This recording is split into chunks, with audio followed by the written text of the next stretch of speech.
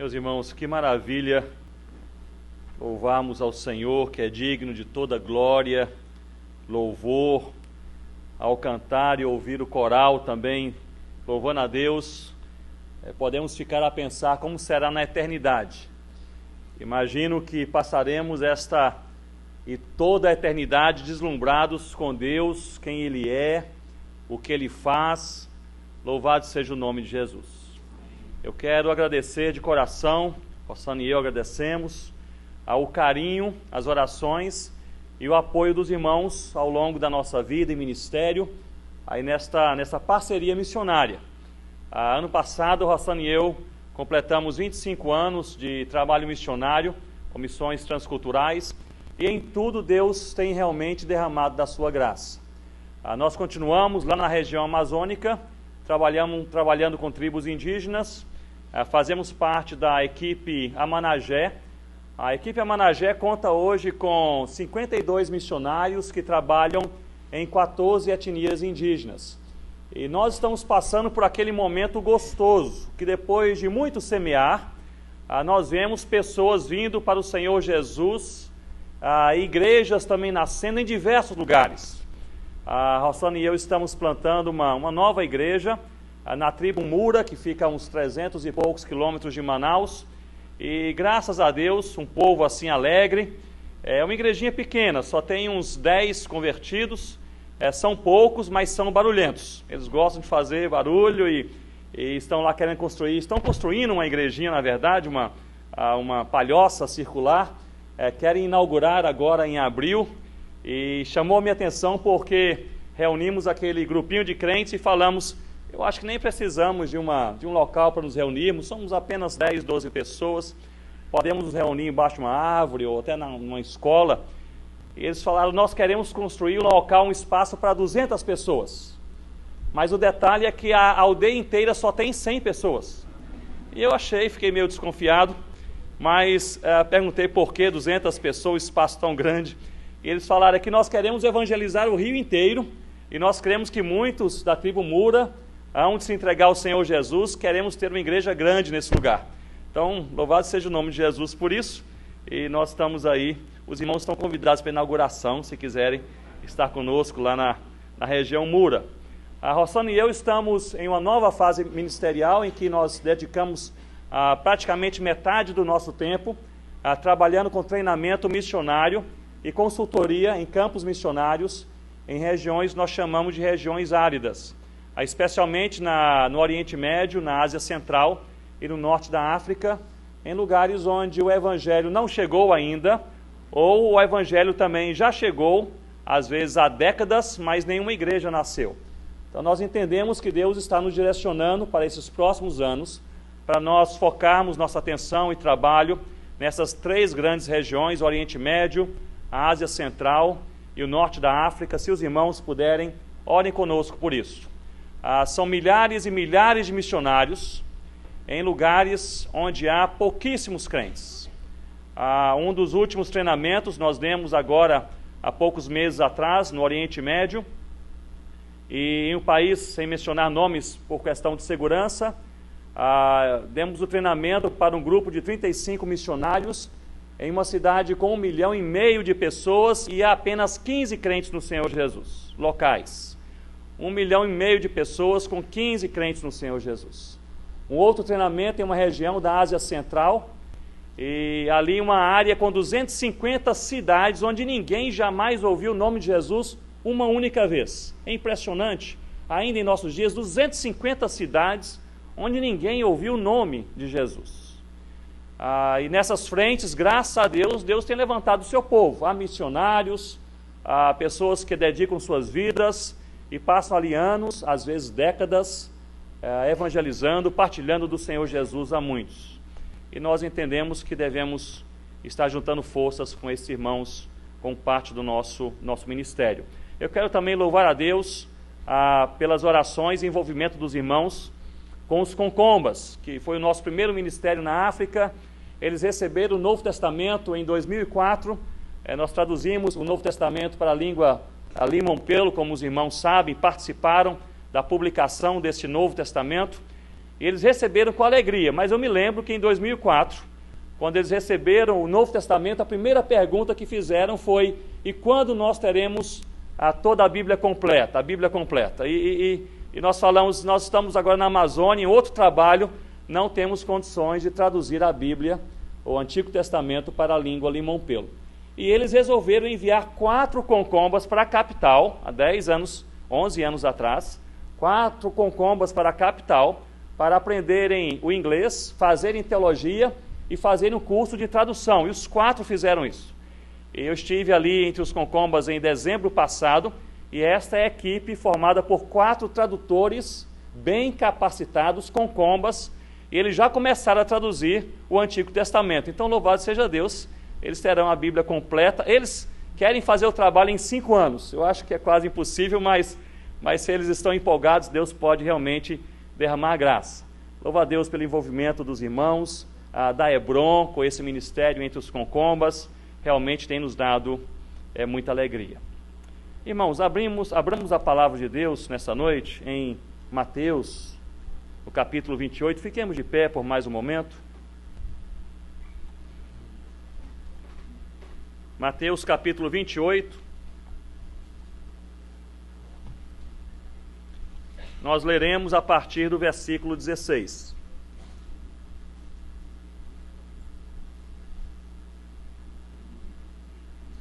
Nós nos encontramos aqui em um ponto depois da ressurreição de Jesus e antes do Pentecoste, em que Jesus se encontra com estes 11 discípulos, depois de ressurreto, em um ponto de encontro na Galileia que Jesus marcou, que Jesus designou.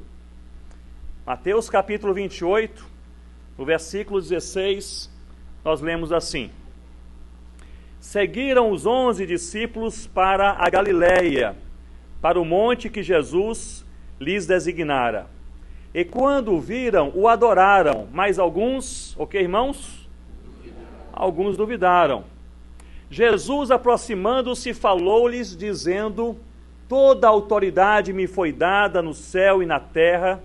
Ide, portanto, e fazei discípulos de todas as nações, batizando-os em nome do Pai, do Filho e do Espírito Santo, ensinando-os a guardar todas as coisas que vos tenho ordenado. Todos juntos. E eis que estou convosco todos os dias até a consumação do século. Louvado seja o nome do Senhor Jesus.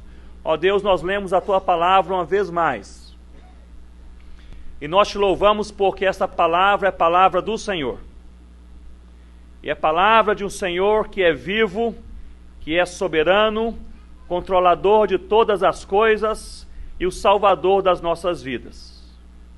Nós te louvamos, ó Deus, porque dentre tantas verdades, talvez a mais clara que carregamos a cada dia é da nossa total dependência do Senhor para todas as coisas.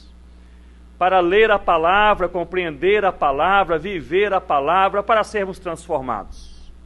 Sem o Senhor, ó Deus, o que seria de nós? Onde estaríamos? Mas no Senhor somos filhos do Eterno, salvos para o louvor da Tua glória. Ó Deus, uma vez mais nós olhamos para a Tua palavra e para o Senhor, o Deus da palavra, e rogamos que o Senhor mesmo, no Teu Santo Espírito, que está presente e que habita a Tua igreja, possa nos convencer do caminho a tomar, possa nos convencer do arrependimento e possa encorajar aqueles que estão desanimados. Em nome do Senhor Jesus, amém, ó Deus. Amém. Podem se assentar, irmãos, com suas Bíblias abertas comigo, por favor. Em Mateus capítulo 28.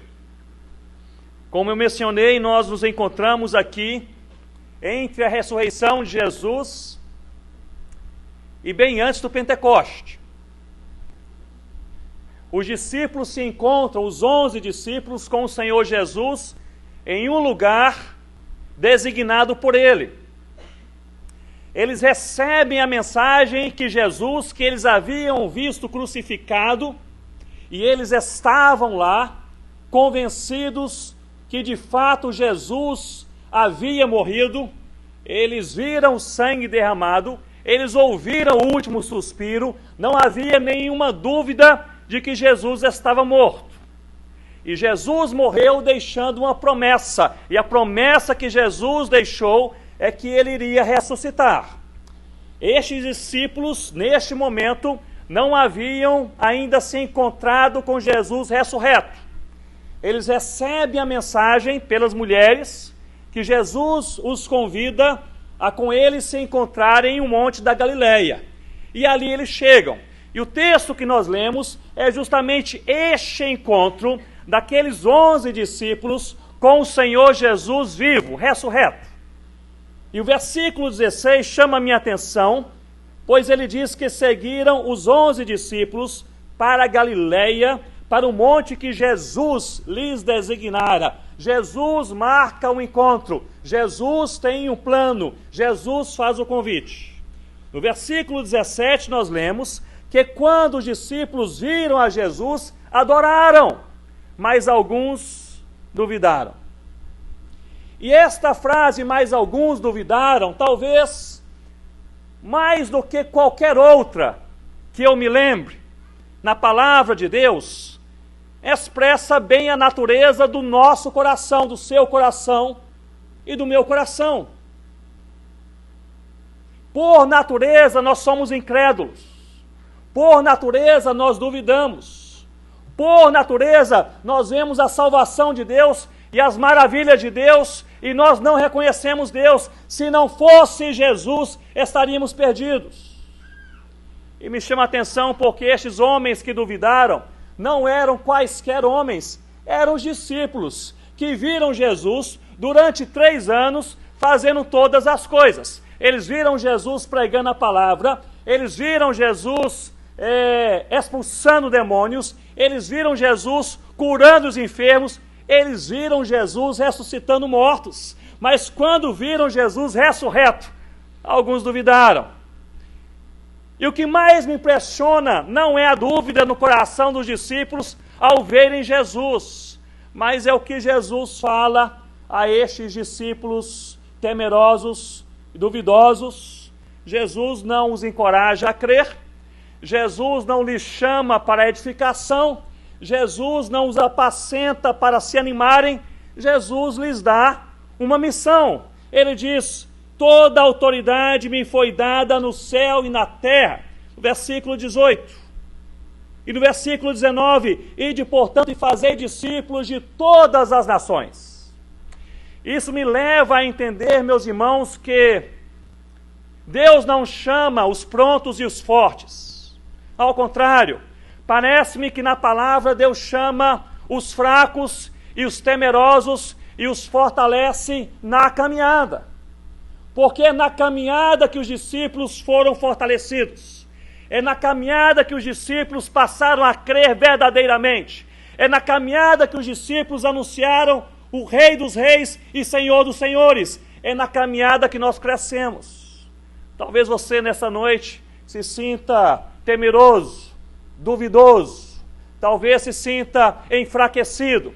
Eu gostaria de, à semelhança do que vemos nessa relação de Jesus com os discípulos, eu gostaria de lhe encorajar a você caminhar. À medida que nós buscamos a Deus, à medida que nós servimos a Deus, à medida que nós servimos aos irmãos em Deus, nós somos fortalecidos no Senhor Jesus. Jesus, ele põe essa igreja em movimento. Para mim, quando eu leio os versículos 18 a 20, eu vejo aqui uma igreja posta em movimento. Havia 11 discípulos temerosos, limitados, constrangidos. Esses discípulos foram por Jesus colocados em movimento. E essa igreja em movimento passa, portanto, a pregar Jesus em Jerusalém, e nós vemos depois, em Atos capítulo 2, que 3.000 pessoas se convertem, mas a igreja continua em Jerusalém, e nós vemos em Atos capítulo 8, que Deus permite aquela grande perseguição, e a igreja se espalha por todo o mundo, e nós vemos em Atos capítulo 13, que Deus fala a uma igreja local em Antioquia, para enviar Paulo e Barnabé para plantar igrejas na Galácia, na Ásia e por toda parte. Parece-me que essa igreja foi posta aqui em movimento pelo próprio Senhor Jesus. E nós podemos identificar nesses 3 versículos, 18, 19 e 20, pelo menos 4 fundamentos necessários para uma igreja em movimento. E o primeiro fundamento está aqui declarado no versículo 18, nas palavras de Jesus. Jesus inicia dizendo: toda autoridade me foi dada no céu e na terra. O primeiro fundamento é este, é a autoridade. Mas não é a autoridade da igreja, nem do pastor, nem do missionário, nem do preletor, nem do mestre, mas é a autoridade do Senhor Jesus. É na autoridade de Jesus e não da igreja que pessoas são transformadas. É na autoridade de Jesus e não do pregador que nós encontramos um verdadeiro quebrantamento. A autoridade. John Knox, ele dizia que há uma clara diferença entre poder e autoridade no Novo Testamento. Ele dizia que poder é a manifestação de um Deus sempre presente. Eu gosto muito dessa definição. Deus sempre está presente, mas vez por outra, Deus se manifesta de uma maneira diferente. Isso é poder, é a manifestação de um Deus sempre presente. Mas John Knox dizia que a autoridade não é a capacidade de fazer alguma coisa. Esta capacidade é poder. A autoridade é o direito de se fazer alguma coisa. O que Jesus está dizendo é que ele tem toda a autoridade no céu e na terra. E essa igreja é posta em movimento para viver Jesus, para conhecer Jesus, para falar de Jesus. E à medida que ela faz e cumpre a sua missão de ser igreja na terra, segundo a vontade de Deus, ela tem a autoridade de Jesus. Meus irmãos, na teologia paulina de autoridade espiritual, fica bem claro que toda autoridade pertence a Jesus. E que a igreja tem a autoridade de Jesus para ser igreja, sal da terra e luz do mundo, à medida que a igreja cumpre a vontade de Deus. Porque a igreja só tem autoridade espiritual, e lhe foi dada a autoridade espiritual para fazer uma única coisa, a vontade de Deus. Nós não temos autoridade de Deus para realizar os nossos projetos pessoais e do coração que não vieram do coração de Deus. Nós só temos autoridade de Deus para fazer aquilo para o qual nós fomos chamados, a vontade de Deus. E parece-me que é isso, em parte, o que Jesus fala com seus discípulos. Jesus tem toda a autoridade e envia os discípulos na sua autoridade para fazer discípulos em todas as nações. Em todas as nações. À medida que estamos na vontade de Deus, nós temos a autoridade de Deus e por ele somos fortalecidos. Eu me lembro que, alguns anos atrás, fui convidado para falar em um encontro de igrejas no sul da França, igrejas pequenas. Aí fizeram ali um encontro e durante 3 dias nós refletimos juntos sobre a palavra de Deus em alguns pontos específicos. Na primeira e na segunda noite me foi designado um tradutor. Eu não falo francês, então tinha que pregar em inglês e um tradutor traduzia do inglês para o francês. E aquele tradutor era um excelente tradutor, é um jovem, animado, fluente, tanto em inglês como em francês, e ele passava comigo os textos bíblicos e os pontos da pregação, e na hora de pregar, ele estava ao meu lado e a pregação fluía ali perfeitamente. E eu estava animado. No último dia, seria o dia então em que os líderes e pastores da região também iriam participar. Eu recebi uma notícia que aquele jovem tradutor teve um imprevisto, sofreu um imprevisto e não poderia ali participar do culto da noite. E falaram: não se preocupe, porque nós conseguimos há um tradutor para você. Na verdade, é uma tradutora, é uma senhora, e ela está chegando. E eu olhei, e a senhora chegava, uma senhora bem idosa, andava encurvada, com uma bengalinha, a passos curtos, chegou perto de mim, eu a cumprimentei, ela respondeu, e eu nem ouvi a sua voz. E meu coração tremeu, pensei, não vai funcionar. E me sentei ao lado daquela senhora, conversando com ela, tentando ali puxar um pouco de conversa. Ela respondia, você quer ouvir a sua resposta?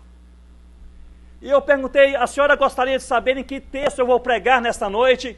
Ela disse, não se preocupe, não se preocupe. Eu falei, mas será que a senhora não gostaria de saber os meus principais pontos para pensar nas palavras-chave? Ela respondeu, não se preocupe, está tudo bem. E me preocupei ainda mais.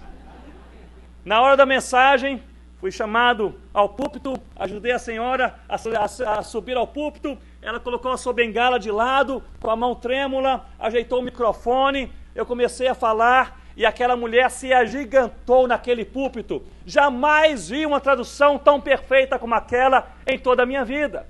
Eu falava, ela traduzia, no final daquele sermão, bem empolgado, e que eu às vezes terminava a frase em inglês, ela terminava comigo em francês, lado a lado.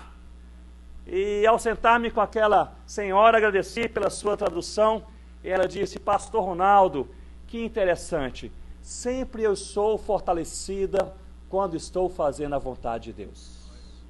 Louvado seja o nome do Senhor. É assim que Deus faz conosco. Sempre somos fortalecidos quando estamos fazendo a vontade de Deus. Quando aquela mulher saiu, o organizador daquele congresso disse, Ronaldo, você conhece aquela mulher? Eu disse, não. Ela era a tradutora do Billy Graham, na década de 70, quando ele vinha à França pregar nas cruzadas. Na década de 70. Deus ainda fortalecia. Meus irmãos, a autoridade é do Senhor. Somente Jesus tem autoridade no céu e na terra, pois ele diz que tem toda a autoridade, e ele reveste a sua igreja, você e eu, com esta autoridade especial e espiritual do Senhor Jesus, para fazermos uma única coisa, a vontade de Deus. O primeiro fundamento dessa igreja em movimento é justamente a autoridade, e a autoridade é de Jesus. O segundo fundamento eu vejo no versículo 19. É o fundamento do que podemos chamar de transformação. Me acompanhe. No versículo 19, Jesus diz, ide portanto, porque ele tem autoridade, e fazei discípulos de todas as nações. Em primeiro lugar, Jesus não está dizendo para os discípulos fazerem discípulos deles. Jesus está dizendo para que eles façam discípulos de Jesus. É diferente. Há muita gente, muita igreja, muito ministério, criando discípulos à imagem e semelhança do pregador, do pastor, do ministro, do líder, da igreja, do missionário e assim por diante. Parece-me que a proposta aqui é outra. Jesus não está enviando discípulos para fazerem outros discípulos deles, mas discípulos do Senhor Jesus. Pessoas que olham para Jesus, pessoas que seguem Jesus, pessoas que se espelham em Jesus. Eu digo isso porque estava em uma igreja um tempo atrás, pregando em uma igreja, em São Paulo, depois do culto, um dos líderes da igreja disse, Ronaldo, gostaria de levá-lo a comer uma pizza. Eu disse, claro. Uma pizza sempre é uma boa ideia. E ele disse, só um minuto, quero conversar com o pastor da minha igreja, porque ele tem autoridade espiritual sobre a minha vida, para ver se hoje à noite eu posso sair para comer uma pizza. Meus irmãos, a história aqui, a proposta aqui é outra.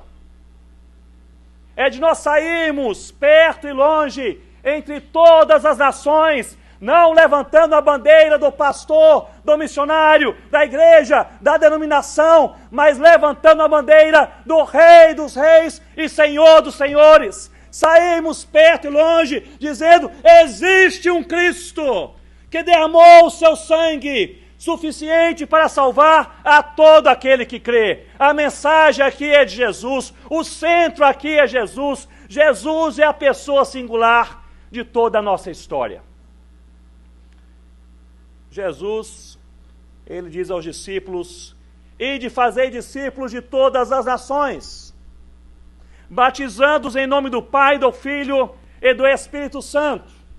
Notem, fazer discípulos, por natureza, implica em profunda transformação.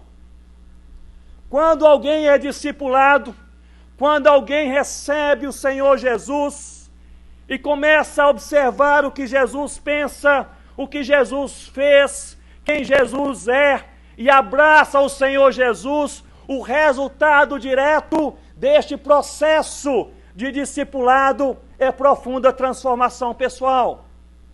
Portanto, eu vejo que quando Jesus diz, ide fazei discípulos, Jesus está dizendo, em outras palavras, o mundo jamais será o mesmo. O mundo jamais será o mesmo. As pessoas jamais serão as mesmas. Ao ouvirem do meu nome e se tornarem meus discípulos, eles serão transformados.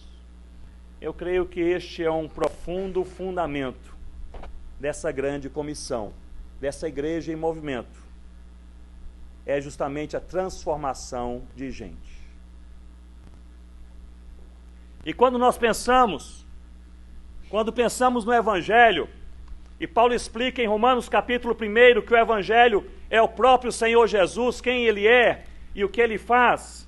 Quando pensamos neste Evangelho, este Evangelho produz justamente isto, verdadeira transformação. Notem comigo, o Evangelho que é Jesus, ele é supracultural, porque ele explica as culturas e não o contrário. Ele é transtemporal, porque foi revelado para o homem em todas as gerações e tempos. Ele é multicultural, porque traz povos, línguas e culturas aos pés do Senhor Jesus. Ele é intercultural, porque essas culturas aos pés de Jesus, elas vivem em comunhão. Ele é transcultural, porque deve ser levado de uma cultura para outra cultura. Ele é cultural, porque Jesus foi revelado em nossa história, em nosso tempo, em nosso lugar. E ele é contracultural, porque ele transforma um homem em sua própria cultura. Às vezes eu estou trabalhando entre indígenas e outras pessoas me perguntam, Ronaldo, o Evangelho muda a cultura? Eu digo, é claro que muda a cultura. Toda a cultura humana, ela possui pela queda elementos que são pecaminosos e outros elementos que revelam um pouco dessa imagem de Deus. E o que o Evangelho faz? Ele faz essas duas coisas, esses dois movimentos. O Evangelho afirma aquilo que é imagem de Deus e o Evangelho confronta aquilo que é pecaminoso. E o Evangelho faz isso todos os dias. Um Evangelho que muda, um Evangelho que confronta, um Evangelho que faz com que o mundo jamais seja o mesmo depois de ouvir de Jesus. Uma das coisas que tem chamado a minha atenção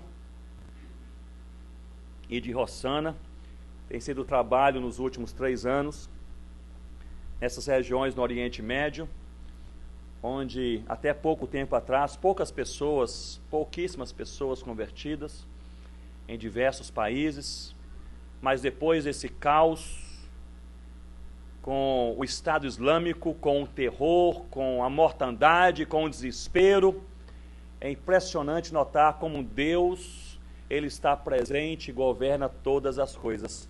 Apesar da tristeza, do terror e do lamento, jamais vimos tantas pessoas se entregando e procurando o Senhor Jesus como em nossos dias.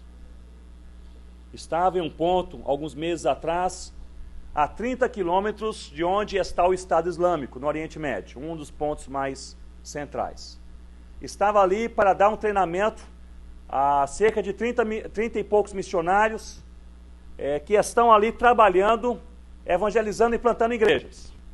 Maioria europeus, escondidos, camuflados, não solteiros, homens ou mulheres, mas famílias, com crianças pequenas.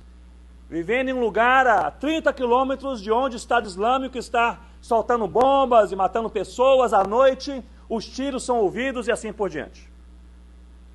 Fiquei impressionado porque no último dia daquele treinamento, eu não poderia deixar de fazer essa pergunta: por que vocês estão ainda aqui? Por que vocês não saíram? Se vocês quisessem sair, as suas igrejas certamente não apenas os levariam de volta, mas os receberiam muito bem, porque o mundo inteiro sabe o que o Estado Islâmico está fazendo e todo esse terrorismo. E aqueles missionários responderam todos uma só coisa. Eles falaram: nós não podemos sair porque nos últimos 6 meses nós tivemos mais oportunidade de falar de Jesus do que nos últimos 10 anos. Pessoas estão vindo à nossa casa todos os dias. E a pergunta que elas fazem é a mesma: será que vocês podem nos falar um pouco mais sobre Jesus? Quando esta igreja é posta em movimento, na autoridade de Jesus, pessoas são transformadas. E este é o fundamento deste envio do Senhor Jesus. Ele tem autoridade, envia a sua igreja na sua autoridade, a fim de que pessoas de todas as nações sejam transformadas, porque um dia estaremos nós, representantes de todas as línguas, povos, tribos e nações, perante o Cordeiro, dizendo: louvado seja o nome de Jesus. É promessa de Deus, não apenas promessa, é ação de Deus, e Ele o faz todos os dias. Terceiro fundamento que nós podemos encontrar nessa igreja posta em movimento é o fundamento da doutrina. Porque Jesus diz: fazendo discípulos ou fazei discípulos, mas Ele ensina como fazer discípulos. Jesus não nos ensina aqui apenas a fazer discípulos de qualquer maneira. Ele diz no versículo 20: ensinando-os, os discípulos, ensinando-os a guardar todas as coisas que vos tenho ordenado. Discipulado é feito com ensino, discipulado é feito ao se guardar os mandamentos de Deus. Jesus está aqui falando também sobre doutrina, todas as coisas que vos tenho ordenado. Jesus ordenou e falou sobre tantas coisas. No meu entender, ele enfatizou 3 coisas principais: amar a Deus, amar ao próximo e fazer discípulos. Mas o certo é que Jesus está dizendo ao seu povo, à sua igreja: fazer discípulos, ensinando-os a guardar. Meus irmãos, o verbo que controla todo o versículo 20 aqui, nessa primeira parte, é este verbo, não é o ensinar, mas é guardar. Eles devem ser ensinados, não apenas a memorizar, não apenas a experimentar, mas a guardar o que Deus nos tem ordenado. É uma outra coisa. Jesus não está falando aqui que os seus discípulos devem apenas saber de cabeça alguns versículos bíblicos, ou saber explicar uma boa teologia. Não devem ser discípulos aqui que sabem experimentar, ter experiências apenas espirituais. Ele fala sobre outra coisa, fala sobre guardar. O verbo guardar aqui no original grego é o mesmo verbo usado para o guardar de uma herança. É uma herança que vai fortalecer e nutrir a sua vida e família durante toda a sua existência, e você ainda poderá passar aos seus filhos e netos. É este mesmo verbo. O que Jesus está falando aqui, Jesus fala sobre estes fundamentos doutrinários da fé, que nós precisamos não apenas saber, não apenas experimentar, mas nós precisamos guardar, inseri-los em nossa vida diária, de maneira que sejamos transformados e possamos passá-los para os nossos filhos e para os nossos netos, para a glória de Deus. Nós precisamos, meus irmãos, voltar a pregar mais a doutrina bíblica, com todas as letras, com todas as letras. Me lembro que estava em uma igreja aqui no Brasil, há algum tempo atrás, uma igreja boa. E antes da mensagem, um dos líderes da igreja me segura pelo braço e disse: Ronaldo, eu acho que nos esquecemos de falar mas aqui na igreja nós temos evitado o termo pecado, para não constranger as pessoas. Eu olhei assustado para ele, e ele completou dizendo, é porque nós temos aqui muitos recém-convertidos, e nós não queremos constrangê-los. Meus irmãos, muitas vezes estamos conformando a mensagem de Deus ao coração pecaminoso do próprio homem. E essa é a diferença entre o que faz a igreja e o que faz o evangelho. A igreja produz adesão, o evangelho produz transformação. Nós precisamos pregar todo o evangelho, não apenas as partes fáceis. É um Deus que é amoroso, é um Deus que é encorajador, mas é um Deus que também é justo, e é um Deus que também pune. Deus é Deus, a palavra de Deus, Jesus, que derramou o seu sangue por nós, ressurreto, Ele está vivo, o Espírito Santo, que conduz a igreja a se parecer com o Senhor Jesus, doutrina bíblica, que nos confronta, que nos edifica, que nos transforma a cada dia. Se o primeiro fundamento é autoridade, se o segundo fundamento é transformação, terceiro, doutrina, eu creio que o quarto fundamento é segurança.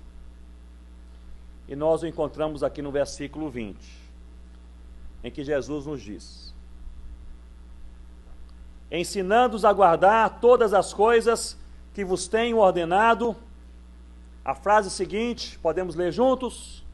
E eis que estou convosco todos os dias até a consumação do século.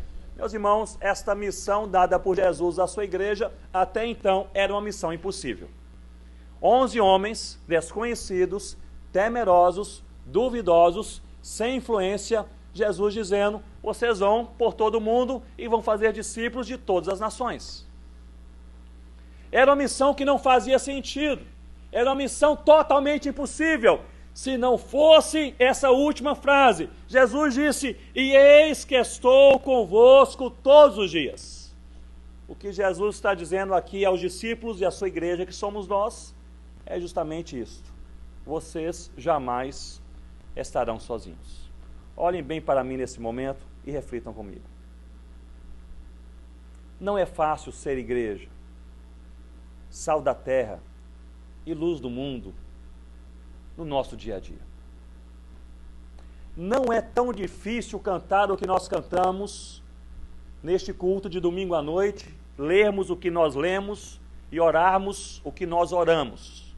Mas é difícil ser sal da terra e luz do mundo lá na sua universidade, quando a sua fé é confrontada pelos seus amigos professores. É difícil ser sal da terra e luz do mundo quando você está namorando e tem as tentações da carne sobre você e sua namorada. É difícil ser sal da terra e luz do mundo quando você tem um negócio e todas as pressões te levam a você querer, talvez achar um caminho mais fácil, mas não tão justo e não tão legal. É difícil ser sal da terra e luz do mundo quando você está em minoria em um local em que a sua fé é altamente questionada.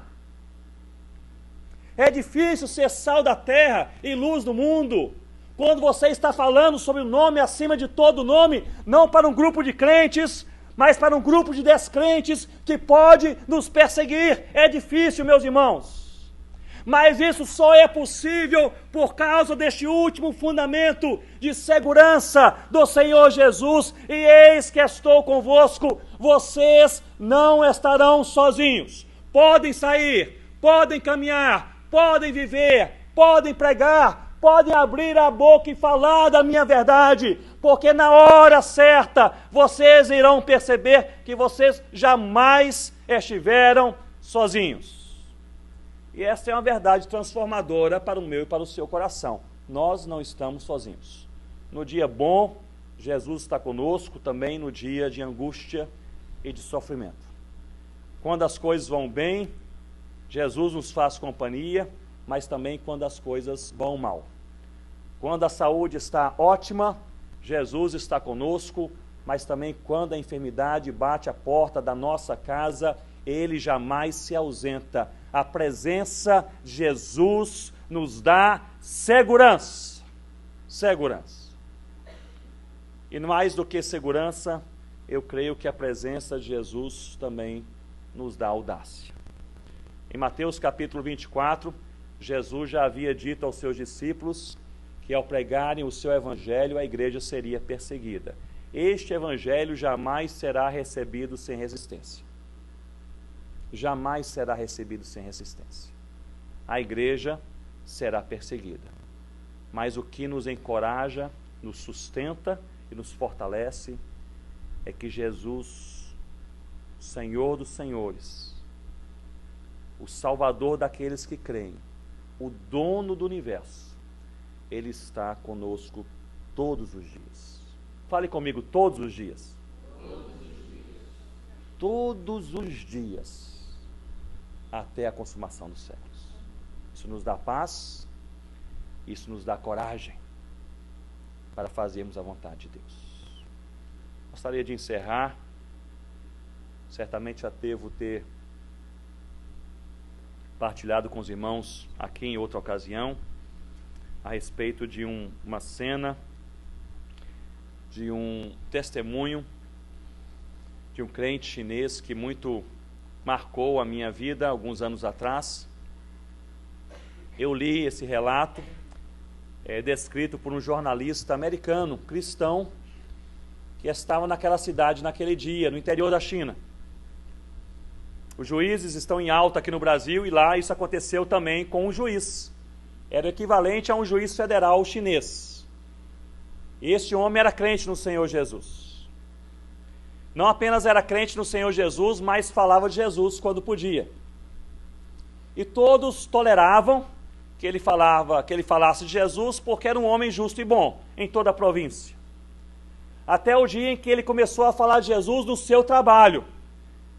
E aí passou a ter problemas com o governo, com as pressões, foi advertido diversas vezes, e ele respondia dizendo: eu não posso me calar, eu não posso me calar. E continuava falando de Jesus no seu trabalho. Recebeu voz de prisão, e mais do que isso, resolveram fazer daquela prisão um modelo de intimidação para os cristãos em toda aquela província chinesa. O juiz morava em um canto da cidade, e a prisão ficava no outro lado da cidade. Anunciaram que o juiz seria preso em um dia de semana, durante a tarde, em que aquela cidade estava cheia de pessoas. Eles fecharam a avenida principal daquela cidade e anunciaram que todos deveriam observar o que aconteceria. E no meio daquela tarde, o juiz ele recebeu voz de prisão, foram colocadas algemas em seus punhos e pequenas correntes em seus tornozelos, de maneira que ele caminhava com dificuldade.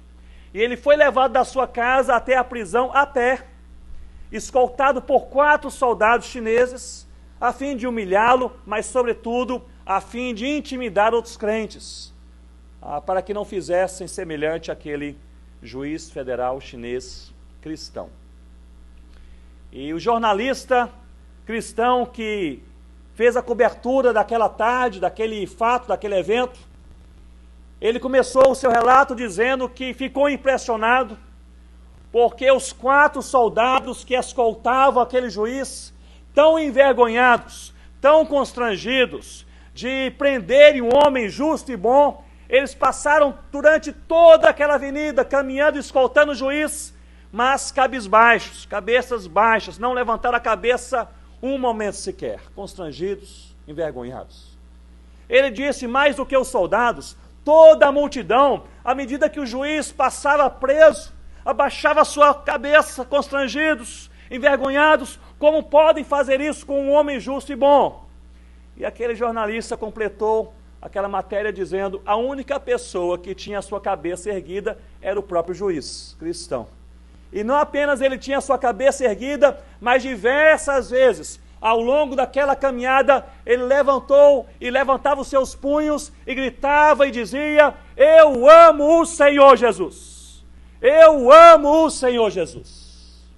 E aquilo que seria talvez um ato de intimidação, foi talvez aquilo que Deus usou para despertar a fé em tantas e tantas pessoas. Quando nós somos postos em movimento por Deus, nós precisamos manter firmes o fundamento da autoridade, que é de Cristo, o fundamento da transformação de gente, o fundamento da doutrina bíblica, e o fundamento da segurança em Cristo, que nos dá descanso, mas também nos dá coragem. Vamos orar? Curva sua cabeça, oremos ao Senhor. Talvez você queira orar comigo nesse momento por isso, que Deus nos dê mais descanso e mais coragem. Para aqueles que estão desanimados, ou talvez angustiados, ou passando pelo dia mal, que Deus dê descanso no Senhor Jesus. E para nós, e que estamos a cada dia nesta caminhada de aprendizado com Cristo, que Ele nos dê também coragem para sermos crentes, para agirmos como crentes, para falarmos do Senhor Jesus. Fiquemos de pé nesse momento e oremos ao Senhor.